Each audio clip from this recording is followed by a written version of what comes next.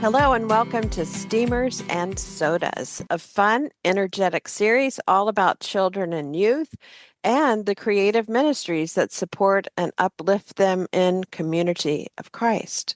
I'm your host, Robin Linkhart, and I am here today with Humberto Tinsman, a Community of Christ minister currently serving at International Headquarters in Independence, Missouri as an emerging generations specialist. Welcome, Humberto, and thank you so much for being with us today on Faith Unfiltered. Hi, Robin. It is great to be here. Thank you so much for having me. Sure thing. Now, before we jump into the deep end to get the full scoop on what in the world an emerging generation specialist is and does, let's take a quick minute to get to know you. So please introduce yourself to our listeners. Yeah. Well, hi, everyone. Like Robin said, my name is Humberto Tinsman. I use he, him pronouns. Right now I live in Grain Valley, Missouri, which is a little town just a few minutes away from Independence, Missouri, and the Temple. My lovely partner, her name is Emily Tinsman. She works as a speech language pathologist, working with children and adults with adaptive devices, working with them and teaching them, how to use those devices. I always say that she's the real minister of our relationship, just because of the amazing work that she does. But when we're not serving the church or, when Emily's not doing that, we love to go hiking, be in nature. Nature is definitely our sacred and just beautiful space. So I try to spend as much time as I can outdoors. Before I lived in Missouri, I was in New Mexico serving the church there. And again, just fell in love with hiking. So right now it's kind of a cold, cloudy day in Missouri, so I'm not going out today, but it's important for the rain because the earth needs that living water. So yeah, that's just a little bit about me. Thank you, Humberto. So I really think it would be great if you could tell us about how you came to be an ordained minister for Community of Christ, and then how did you come to serve as a full-time minister? Because man, well over 90%, probably over 99% of our ordained ministers are bivocational volunteer ministers, the backbone of the church. So we want to know about that journey to full-time ministry. And I do know that your current role is not your first assignment since you went into full-time ministry. So take it away, Umberto. Yeah, so I have had the immense honor of working for the church for a while now. So I was ordained as an elder at Graceland University, was I served as the campus pastor there, as well as one of the Sunday coordinators, coordinating worship at Graceland University as a student. And then during that time, I continued to feel an urge about ministry, and like many other in the church, I just figured that I would be a volunteer minister somewhere. I'd be a volunteer pastor or maybe a young adult minister. And as I continued my education at Graceland University, I was majoring in history with an emphasis of secondary education, and was loving my student teaching experience. But as I continued that experience, I continued to feel that urge and nudge into ministry in the church. And at that time, there was a program that still runs today called the Graduate Assistant position at Graceland, where someone would enter into the seminary post their undergraduate degree and work part-time at Graceland as the graduate assistant for the campus minister, who was Mike Hoffman at the time. And then from that, you would transition into full-time ministry. So I did that program. I served at Graceland for a year as a graduate assistant, and then I transitioned working full-time for the Rio Grande Mission Center, located in Texas and New Mexico. I was the full-time pastor in the Albuquerque congregation, and then the Mission Center minister, which involved me traveling to the different congregations and working with different community outreach programs and growing the Albuquerque congregation, developing new leaders. Um, and I really loved that role. It was fantastic and is a fantastic ministry. And that position is still available at the time of this recording. So if you're looking for full-time ministry in the church, hey, I'll shout out that mission center because they are wonderful and amazing. But then Katie Harmon McLaughlin, the director of Formation Ministries, approached me about the emerging generation position, the emerging generation specialist position. And again, I had felt that similar nudging of calling, of wanting to, in some ways, expand my ministry, and have a more emphasis of children and youth, which again, that was my background and where my passion has always been of supporting young voices in the church. And so it was a ministry that I know Community of Christ has not had for a while, and felt really passionate of taking that on and kind of restarting some ministry that had been let go, but also charting a new chapter and path in the church. So, yeah, that's kind of a little bit of the background of what brought me here. So, Umberto, when did you first get ordained? Yes, so I was originally ordained. I just happen to have my elder priesthood card in front of me, so that actually works out really fun. I was ordained in 2017, and so I would have been I think, a junior in college, and then I also accepted the call to 70, and that recently happened, I think, about a year ago. I was called and ordained to the office of 70. So, you were called to priesthood while you were attending Graceland College, University, Yep. and you were active in campus ministries in general as a participant and attending. And oh, very cool, very cool. Yeah.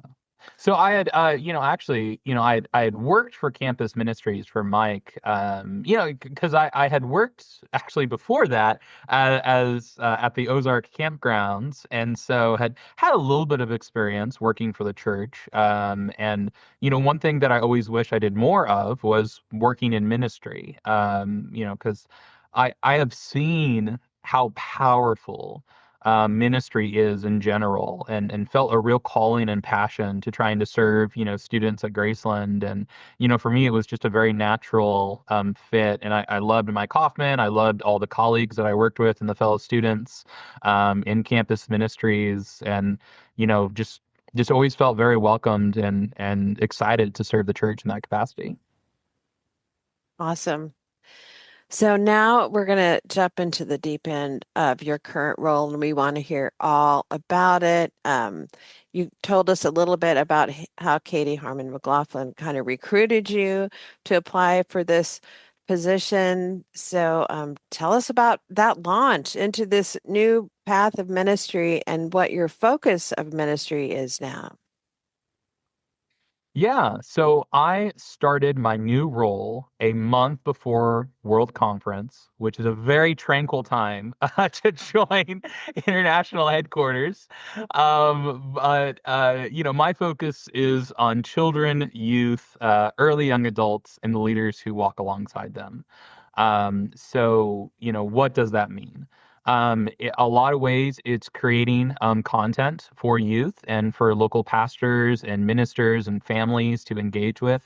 Having someone at headquarters being a constant advocate for those generations, I think, is really important. Not because youth weren't a focus, but as our listeners know, and as many people wear many different hats. And so when you don't have someone who's focused on, that singular generation, oftentimes it can be adapted, but not the primary focus. And that's kind of the radical shift, is that everything that we are creating, the primary focus is on children and youth, and how we engage with their families. And so I'm excited to announce that this summer we'll have more expansive church camp materials than we've had in many years.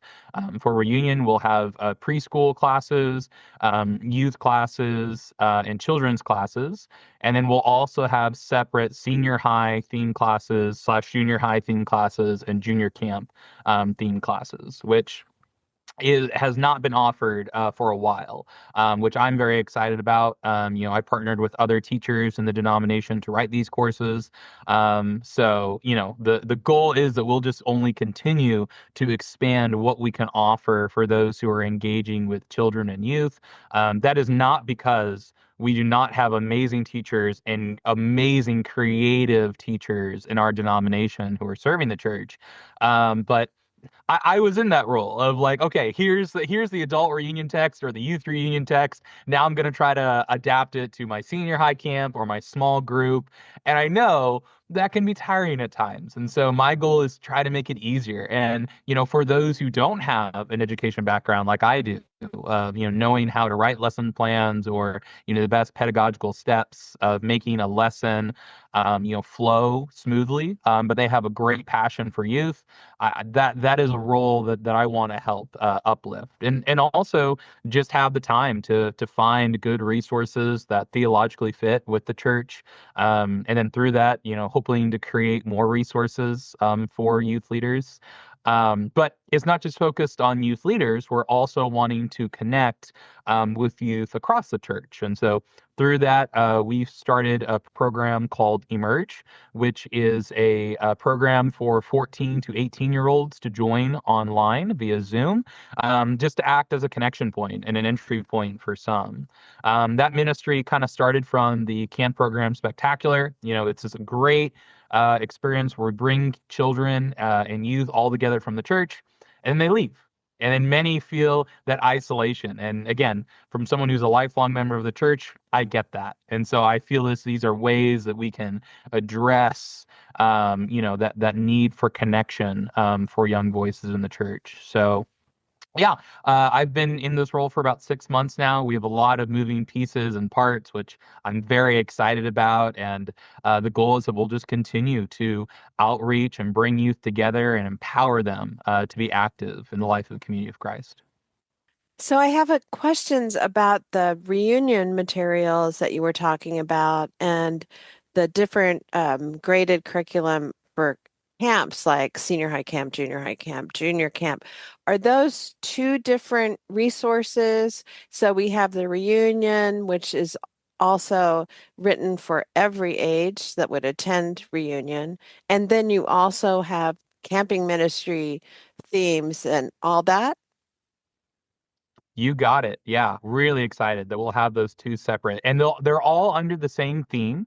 And so we wanted that continuation of theme, but the issue was that a child would go to their youth camp and would go to their reunion and get the exact same lessons. And so we wanted to offer different lessons, different ways to engage with our theme and with our text, adding different sacred scriptures. So the goal is that the youth will come away with a robust understanding about the focus and the theme of camping that year, but won't have to go through the exact same lessons and the exact same conversations.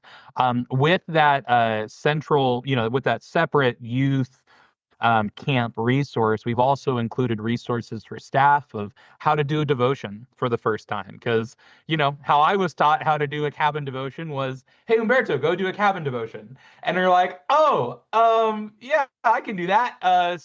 Just offering just gentle guides of, hey, this is how I would do a cabin devotion. It doesn't need to be how you do it, but this is just a model that you can use, just to help and empower. We also include different ways and things to think about for directors of how to advertise for camp. And then I think a piece that sometimes gets missed, not because anyone's doing anything wrong, but because you have 10,000 things on your mind, some aftercare after the camp. Mm. How are you reaching out to those campers who came, especially those who might not be familiar with Community of Christ, reminding them that, hey, there's a local congregation in your area, or there's an online ministry in your area. The goal for me is that camp is the way that we introduce the church, our best foot forward. And then the importance is, what does the continuing relationship look like after camp? Mhm. Because we want to have youth engaged. We want youth leaders to be engaged in the larger identity that is Community of Christ. That's awesome. And you said something else, and you kind of touched on it again now as you talked about, key pieces that help support adults, and sometimes, college students are serving also as in our camp ministries and counselor positions, not assuming that everybody knows how to or has experience in a devotion.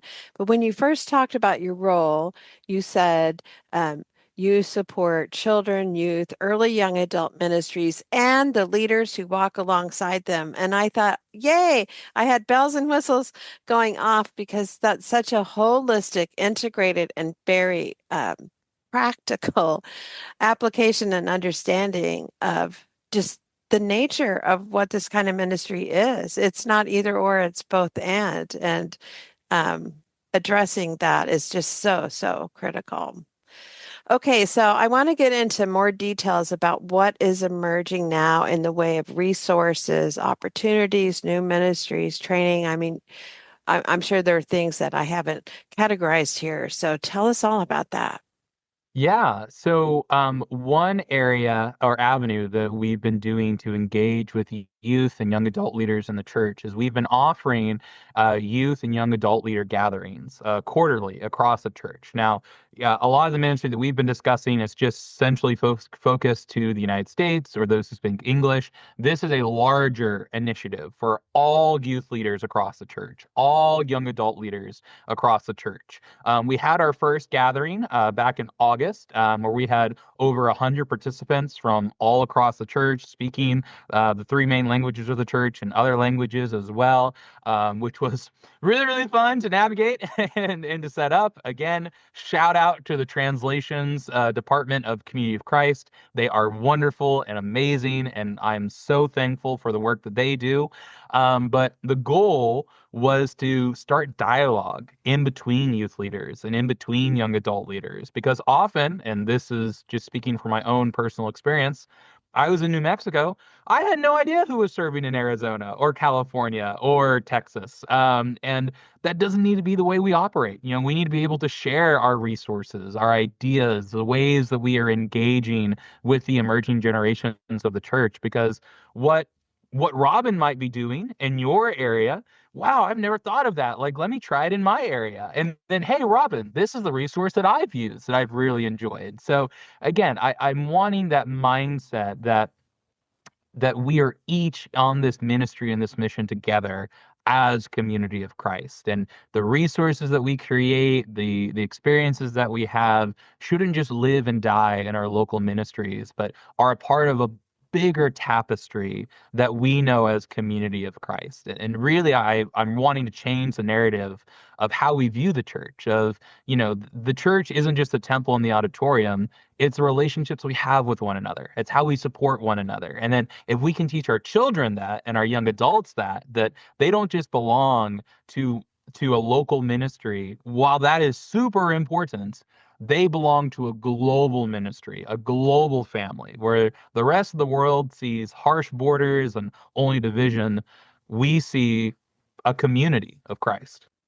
I know you have some new stuff on the drawing board that you're getting ready to release. Can you give us any sneak peeks on that stuff? Yeah. So, with the support and the work with the presiding bishopric, and other members of Formation Ministries, we've been starting to create and develop youth content that will live outside of camping ministries. There's different ways that we can continue to engage with youth, whether it's through the Herald or on more digital platforms. So we're really looking at how can that be a key focus. We know youth engage online via YouTube, and so we're really looking at, what does that platform look like, and how can we continue to engage with youth and young adults and congregations to offer them the best. So we're really excited about all those things. So I can't share too much yet, not because I want not because anything is secret, but I want to make sure that what we produce is sustainable and is ready to go. But I just want listeners to know, hey, this is a key strategic focus of the church, and we are just so thrilled about what we are going to be able to create here very soon. That's super, super exciting. So I'm sure that my experience is is one shared by many people in the church, but everywhere I go, members and friends of the church are voicing their concern about children, youth, and generations yet to come. What can you tell us about how Community of Christ in the USA can prepare and invest time and energy in ministries like today and tomorrow that will make a difference not just in the church, but in the communities that we live and serve and that we are called to love and welcome and work side by side with to bring peace? Yeah. Great question, Robin. My first reaction that I think is so important for listeners to hear, youth ministries has changed. Um, for several factors, especially in the United States, not just because of COVID and because of continuing social trends, but there really is not the same network and web that we've relied on in years past. And what I mean by that is when we would write youth curriculum in the church, it was with this basic understanding that children would understand what the Bible is. They would understand how church operates. They would be going to a physical building. And that's just not the case anymore. It's not that we want to devalue crucial things like Sunday school or crucial things like the local congregation at all. Those are still and will continue to be pillars of our spiritual community. But just the honest truth is, children don't have that background anymore. So we can do two things. We can continue to produce the same content that we've made, knowing that we continue to isolate and alienate children and families, or we can change. And so, what does that change look like? Well, I believe, and other ministers that we've been working with to develop, that a crucial step of this is that the mindset should shift from here are things to just continue to regurgitate to this is a spiritual journey. And this is what a spiritual journey looks like. And there are going to be times in life where life will hit you hard.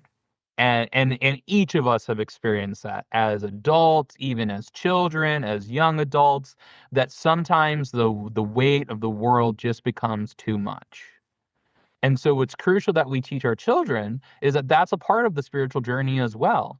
But this is why faith matters. This is why potlucks matter. Because even in the face of those doubts, of that fear, of that anger, we still gather together. We still worship. We still have the ability to see beauty in the world, even at its darkest times. And I think having that just realistic and holistic approach will better set our children up for the future for when they have those moments. They remember, I was taught this. I know what this is. This is life, and it really stings right now, but I'm not going through this alone. God is with me. The spiritual community is with me. And these are the tools and the spiritual practices that I've been taught that can get me through this time. And I recognize that pain is hard. We have hard questions of why does hate exist? Why does cancer exist? Why does unnecessary suffering exist? And it's not a here's the clean pamphlet answer that's going to make you feel good and just go walk away. It's a realistic answer of like, this is a difficult time, but you're not having to go through it alone. And I think that sense of comfort is crucial that we teach our children that will help with those bigger questions of life. And and I think Community of Christ has the theology, the teaching, and the creativity to introduce those concepts and teach them so that they become a lifelong learned lesson. Wow, that sounds super, super relevant. And I love the way you build this layer of awareness of context in 2025, what the world looks like, what kids are going through, and how our communities just don't function as they did. Even when you were a kid, and I'm way older than you, and it was really different when I was a kid. Yeah. And we unknowingly, with the best of intentions, sometimes make assumptions that no longer match the context. Yeah. So I know that you connect with a lot of people in what you do, and you walk with church members and friends and seekers. And I would say that in today's world, we have children, youth, and early young adult seekers. Hmm. As you connect with people, what do you see people looking for in their church or faith or spiritual experience, and what connects for them in meaningful ways? And you've already talked about, challenges in life and how that's a universal human experience. Um, but maybe other ways as they choose to journey with or spend time with community of Christ. In a sense, what are the big life questions that you're hearing in today's world? Great, great question. I would say seekers of children, of youth, early young adults, and families are looking for the denomination, the church, that is willing to offer the sacred I don't know. And that's this term I've used in the Herald and a few other writings is this idea of the sacred I don't know. And where that comes from is that you can go down the street of almost any community in the United States or even some in the world, and you will find churches that say, this is the answer for your problems, or this is the answer for your problems, or these are the reason you have your problems, or these are the people that are causing your problems. And what that creates is this sense of isolationism, this sense of fear, of doubt, and of struggle that is already adding to those natural fears that we have. And what I think Community of Christ offers is humility and sacredness to say, I just don't know. And not just leave it at that. It says, I don't know, but I'm on the journey with you. This is how I see the world. This is how the scriptures, our spiritual practices, and my faith have impacted my mindset. But Robin, you tell me about you. Like, what have you learned? And I think that radically shifts the dynamic of what church is of I'm the speaker, I'm the priesthood member, you listen to me because I'm your expert, to this is a sacred relationship we're in with one another. Of when I speak, when I preach, I'm not just preaching the gospel as I see it. This is my sacred story, but how do you respond to it? How have you read the scriptures and understand the world that is around you and how it impacts you? That we recognize there are systems and levels of oppression in our world that are not going to go away with a simple answer. It is a complex question, but we need to be having the conversation. We can't bury our heads in the sand because it makes us feel uncomfortable or because we might not have all the answers. We need to be in dialogue with one another, realizing this is what we can do to solve the problem in our local area, but what else can we do? And I think it shifts our mindset from what some would call a limited mindset to a growth mindset of that we're always being curious. We're always asking why. And, really, I think where a lot of this kind of comes to a head is our understanding of the worth of all persons. Some see that as a laissez-faire, anything goes. I see that as a real strength that I value you, the person who loves me and agrees with me and votes how I vote and thinks the way I think. I value you, the person who hates me, the person who despises me, the person who thinks, I'm no good. I still believe you have worth and value. And my job is not to criticize and shame you, but is to stay curious, to try to have a relationship. We need to have healthy boundaries. Those are important. But we can never demonize someone because they think differently. We need to be inviting them to Christ's table in a way that supports them and nourishes them on their spiritual journey. And that's a hard thing to do. That's a really difficult thing to do. But that to me is the work of the church. And I believe is what youth and young adults are seeking is that honesty in the midst of difficult questions. I really appreciate the lens through which you see and interpret that question and explore it. And as you're talking and sharing, it just struck me that Community of Christ can really be a good match for people journeying in that way because we are a journey people. And though we too have gotten stuck in, we have the answer, we're the one true church, our basic core of who we are, our identity as a people of God, is living in relationship with each other and with the divine in such a way that we're always listening for how God would call us to be in this time and this place. A journey, a true journey people. So I that brings me great hope that that we have something to offer as we invite others to journey with us or just open ourselves in the way that you describe. Which this just kind of begs the next question. Umberto, as you reflect on your life and all that you've experienced and what brings you to this place, is there anything that you wish your younger self knew as a youth or a younger adult that you know now? Yeah. So I am 27 now. Um, and if there was one thing I would tell my younger self, it would be not to be afraid.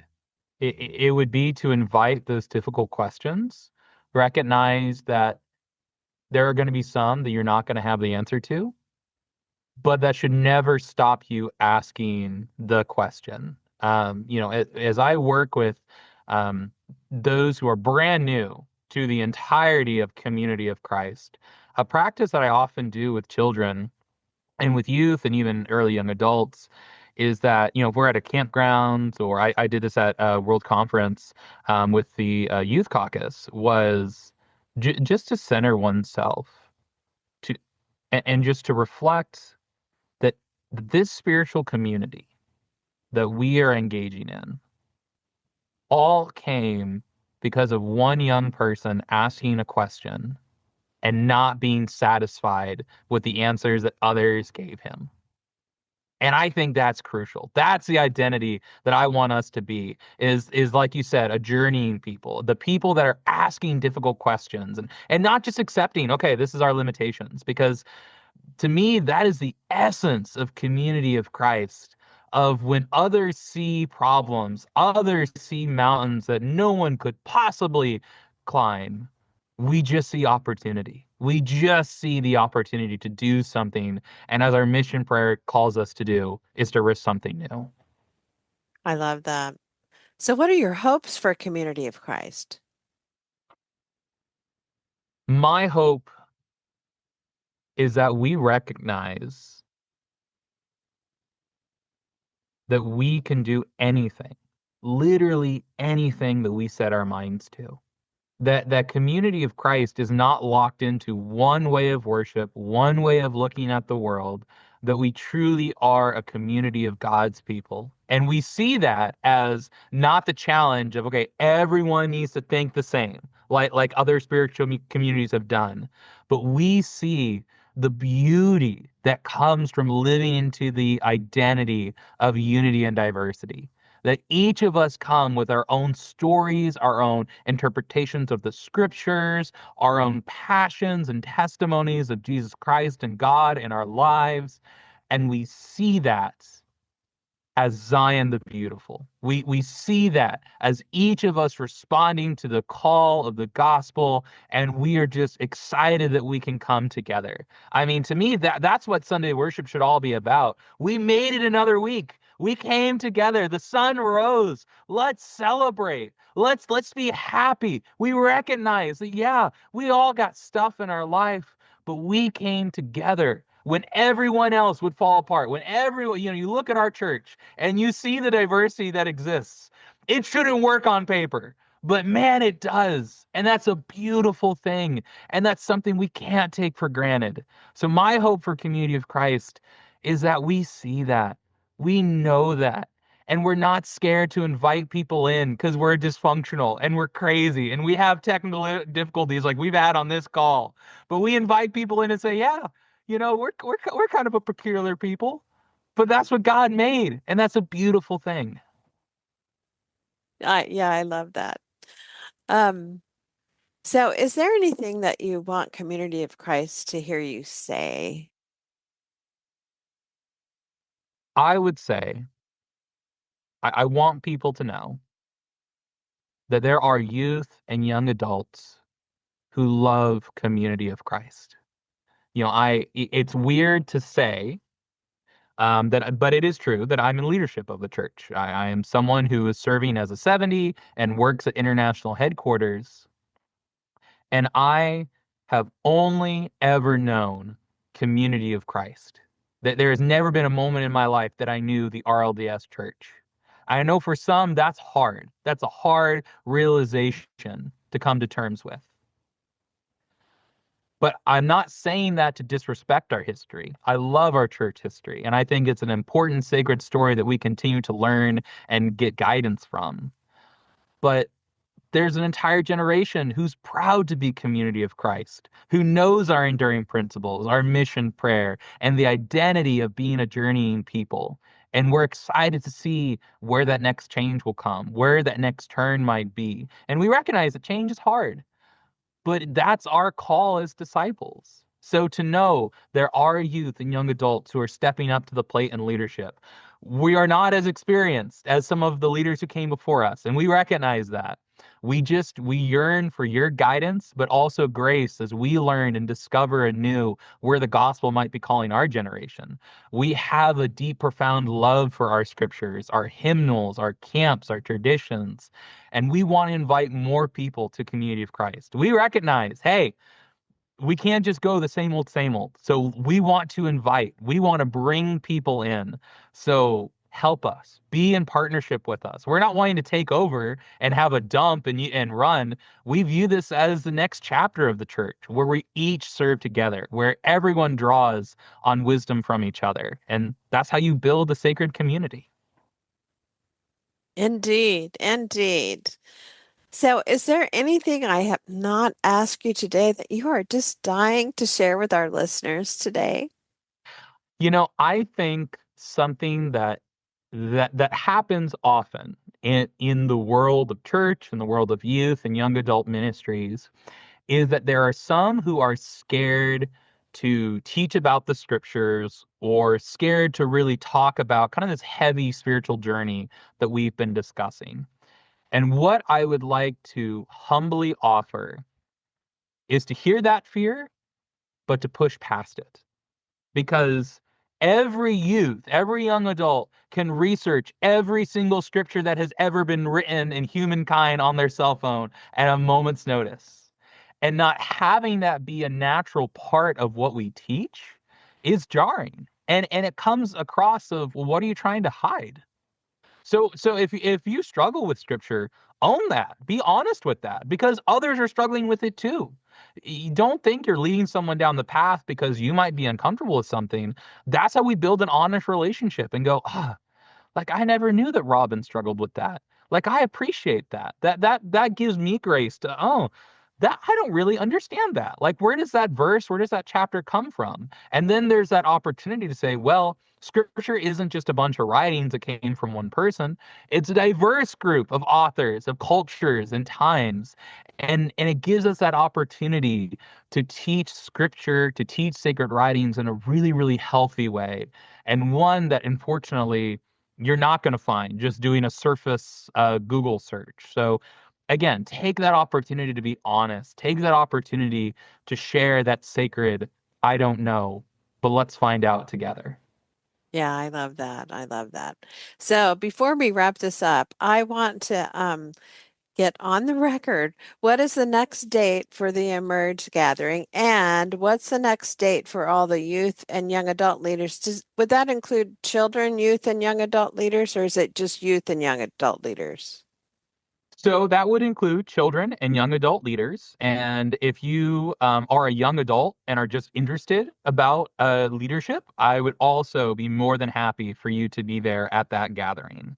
So the next Emerge gathering is going to be on November 23rd at 6 p.m. Central Time. Be on the lookout for the church's social media, including Facebook and Instagram. That's where those links will be posted. So we'd love to have you there.